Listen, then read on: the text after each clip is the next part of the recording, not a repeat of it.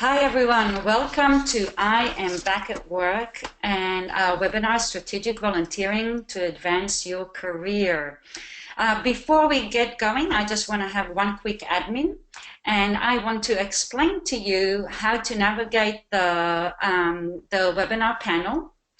And as you can see on your screen, Rita, next slide please.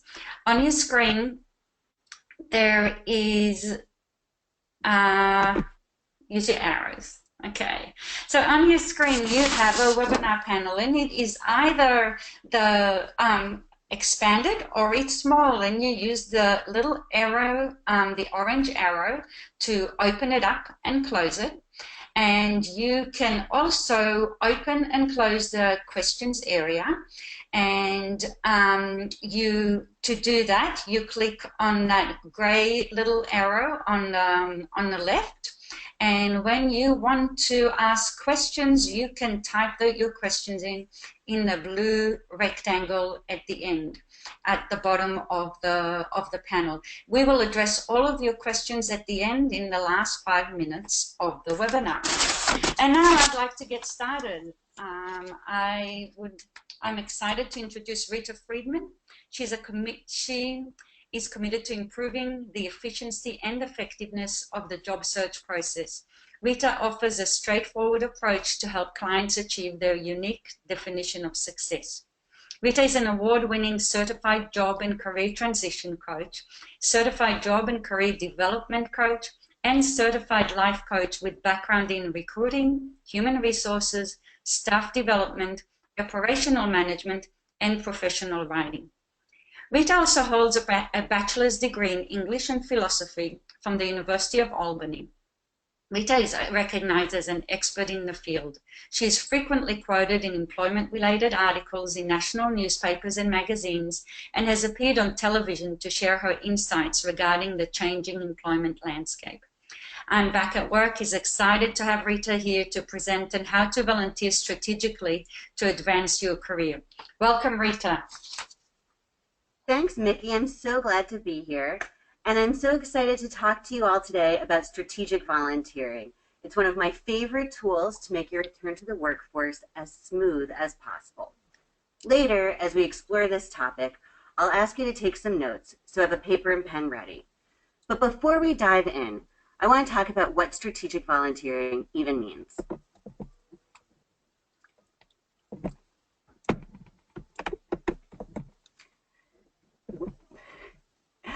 I think most people immediately imagine doling out food in a soup kitchen, or building a house for a family in need, or fundraising to support a charity they believe in when they think of volunteering.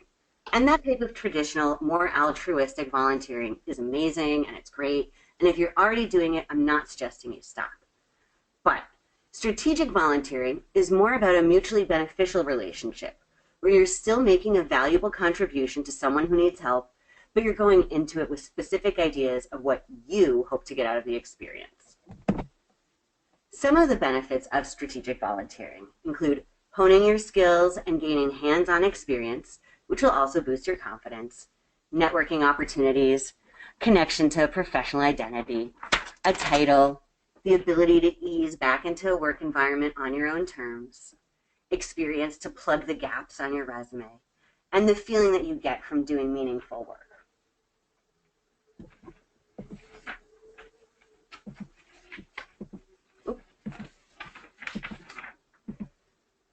Oops, sorry guys. There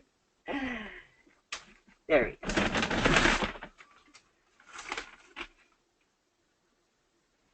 Strategic volunteering is also not limited to a few run-of-the-mill nonprofits. You don't have to go to a homeless shelter or answer phones during the NPR pledge drive. You can also consider offering your services to professional organizations or societies, community associations and neighborhood development committees, your children's school, friends or family members who run a small business, arts organizations, community outreach programs. And you'll see here, I've just listed a few places that could be a great option if you're considering where to volunteer. There are a couple of other resources that I think are really great. Volunteermatch.org and Idealist.org are both searchable databases where you can look for opportunities that match what you're looking to do. But so first things first, the big foundational question is, what do you want to do next?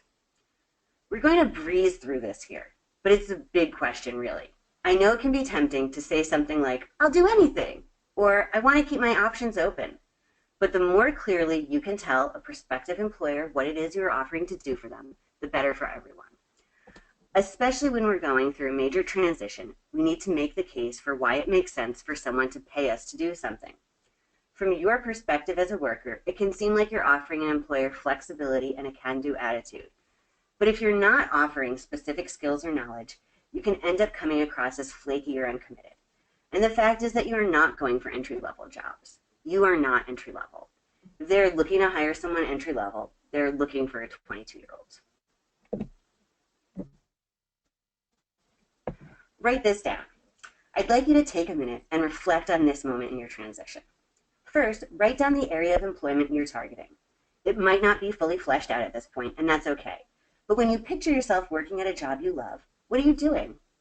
You might have a role in mind, such as accounting or sales, or maybe you're drawn to a particular industry, like healthcare or solar energy. With that direction in mind, please write down 3 things you're already good at. These could be skills like budget management or customer service, or depth of knowledge regarding industry-specific regulations or practices. So take a moment and just actually write down 3 skills that you feel pretty confident in already.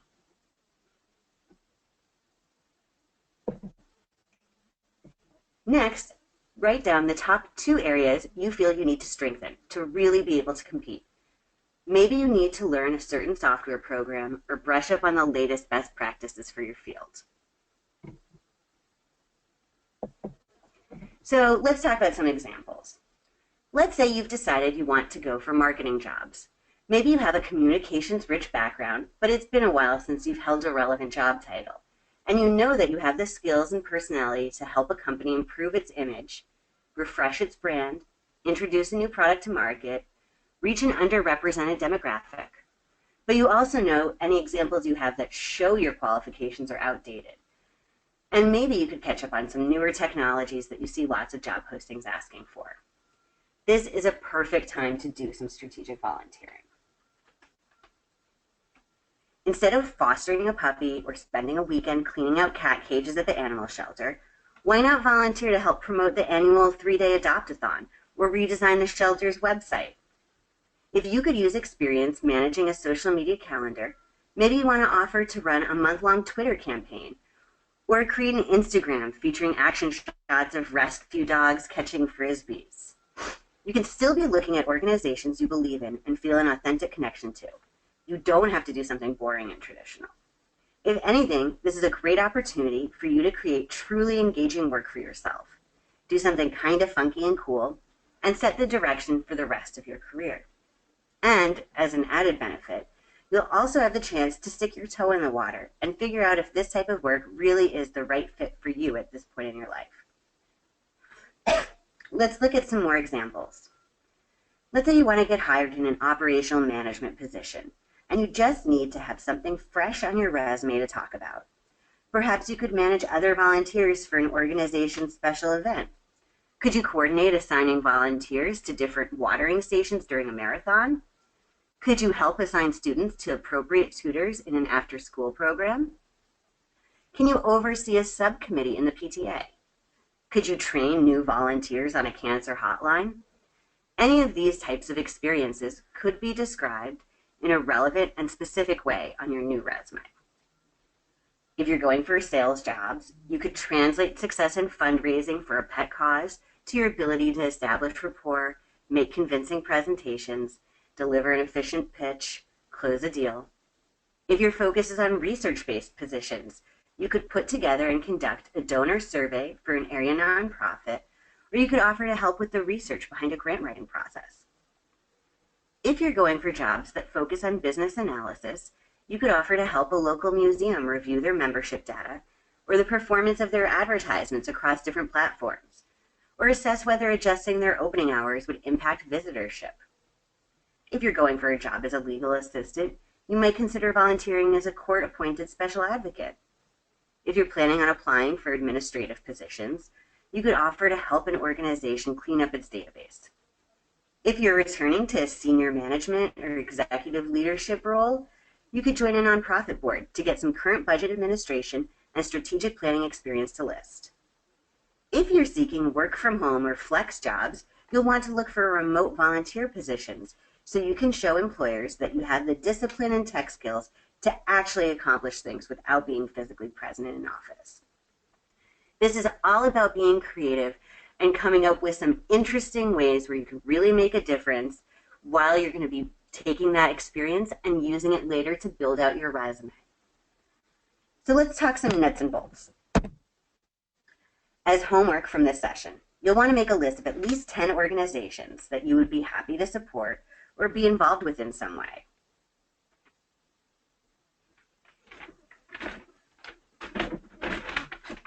After you come up with that list, one by one, go through the list and make a note of what it is you could imagine doing for each organization that would build up the skills you need to fortify and make a meaningful impact.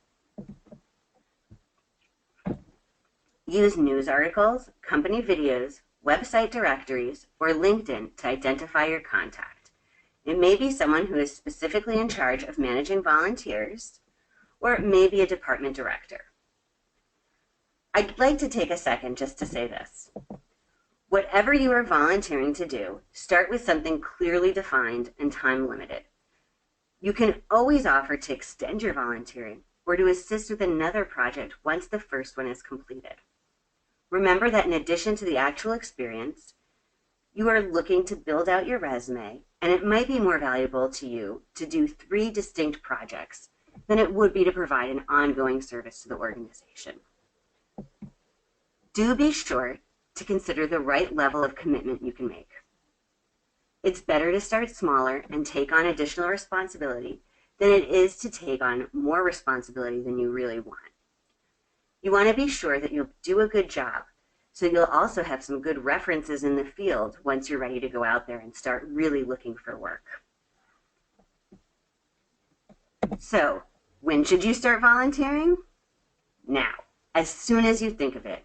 Ideally, when you're out of the workforce, you want to always be doing something to stay relevant and connected, even if it's only peripherally while you focus on whatever it is that is taking you out of the workforce.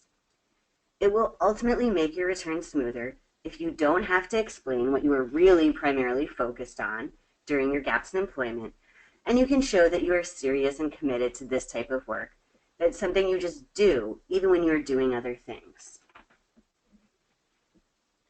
So, when should you start volunteering? Right now. Right now we're at the very end of the calendar year, and that's something to consider too. If you start volunteering somewhere right now in mid-December, you can list it on your resume as 2016 through present. And when the calendar flips over, it will look longer and more substantive than it will if you start volunteering somewhere in early January. Even if you won't have time to start doing something especially strategic, if you do have a gap in your resume, you should consider doing something right away to start plugging the holes. If this means that you do go spend a day serving lunch at a soup kitchen just to get something on the resume, that's okay. But it's just a start, and you will still want to do the more creative and focused volunteering we've been discussing. So I want to take a look at a couple of different ways for how you can express that volunteer experience on your actual resume. One way to do it is to just list it with the rest of your experience and blend it in. You're not saying work experience, you're not separating it out. And so what you'll see here in this sample is this woman stopped working in 2011, and then this year in 2016, she started doing some volunteering to get back into that type of scheduling and coordination work that she's done in the past. And she found a family business that she was able to help out on a part-time basis. And she's taken that experience and she's put it into her resume to help plug those gaps so that when somebody's taking a really quick, maybe 10-second look at the resume, what they're seeing right away is that she's presently doing something, showing that she's active and involved, and this isn't something brand new for her to be jumping into. And the experience that she's taken and that she's highlighting are the most relevant pieces. Even if maybe she was actually doing some other stuff too, just where it was needed, what she's representing on the resume is what's most relevant. If you don't want to lump it in with the rest of your experience, you can also split things out. And so here what we'll see is under the regular experience, it ends in 2011 as before, but then lower down in the resume, there's this separate section of volunteer experience where she's including that info. This is really up to you in terms of how you're comfortable presenting the information and what you want people to see first when they're looking at it. It's going to be different for everyone, and so do what makes sense for you and for your unique situation. So, what else happens now? You can start leveraging your volunteer experience as soon as you've done a day of volunteering. You can add it to your resume, you can add it to LinkedIn, and this is a part of why strategic volunteering can be such a game changer. As soon as you can show prospective employers something recent and relevant, you are instantly so much more competitive. I really hope that this helps give you some fresh ideas on how you can make the transition back to work as natural and progressive as possible. There are a lot of different options, and everybody can do what makes the most sense for them. Really do take the time to sit down and write out some of your goals. Do take the time to sit down and write out those skills that you're good at and also the skills that you know you need to boost. If you're not really sure what those skills are, you might want to look at some sample job postings to try to figure out what are the things that people are asking for in target jobs that sound really interesting to you. And if you see that everyone is asking for social media or calendar management or experience with a software program, then you know that those are the things that you'll need to work on, and those will be the things that you'll volunteer to try to get the experience with. I really hope this helps a bit, and I'll be happy to answer any questions that anybody has. Thank you, Rita. We do have a question now, and first of all, it's very interesting. And then if you lump your volunteer experience in your resume, shouldn't you specify that it is a volunteer job? So you can. It depends. If you want to write that it's volunteer on the resume, just so that you don't have to go on the defensive and start explaining to people right away that actually this wasn't a job and you were just volunteering, you can. I think a lot of it also depends on the level of commitment and the amount of work that you're putting into that volunteer experience. And I think a lot of it is also just sort of in the amount of confidence you can have in telling a prospective employer that, oh yeah, you know, this was a volunteer role and I was so happy to be able to offer them some time, but this was very much in line with the work that I've done in the past, and I'm so excited about applying for this position now and moving forward. And the trick is always you want to just close that door that's talking about how you haven't been working and quickly close that, talk about the relevant stuff, and flip it and start looking forward and talk about how excited you are about this opportunity for whatever the thing is that you're applying for right now. I definitely agree with Rita, and I also think that if you noticed, Rita showed it on the resume. She didn't write work experience, she wrote experience, and I think that that also differentiates it. Somehow it's not you're not lying about it. It is experience that you have, and it is work, by the way, as well. It's just not paid work. So at this point, thank you, Rita. We don't have any more questions unless there's any follow-up questions to that. I invite you to go back and look at our website, I'mBackAtWork.com, and see all the other webinars that we have that can help you on your way to re-enter the workforce. Thank you, everybody.